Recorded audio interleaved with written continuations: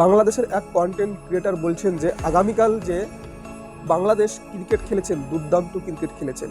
আমিও বলছি বাংলাদেশ আগামীকাল দুর্দান্ত ক্রিকেট খেলেছেন, কিন্তু 50 ওভারে 290 রান করেছেন।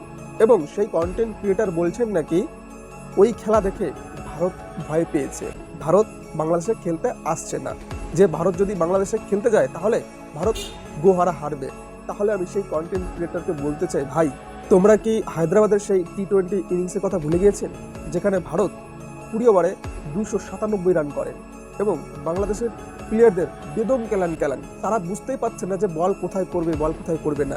এমনকি বাংলাদেশের প্লেয়ার তাসকিন আহমেদ একটা মিডিয়ার সামনে এসে এটাও বলেছেন যে সেই দিন বা ভারত যেভাবে খেলেছেন মনে হচ্ছে ভিডিও গেম, প্রত্যেকটি বলে 6-4 6-4, এবং বাকি সব প্লেয়াররা জাস্ট দাঁড়িয়ে দাঁড়িয়ে দেখছে যে তাদের বল মাথার উপর দিয়ে নিচ দিয়ে বেরিয়ে যাচ্ছে।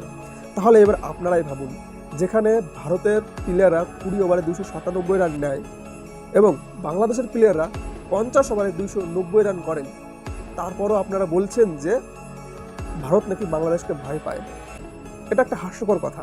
আপনারা অবশ্যই কমেন্ট করে বলবেন।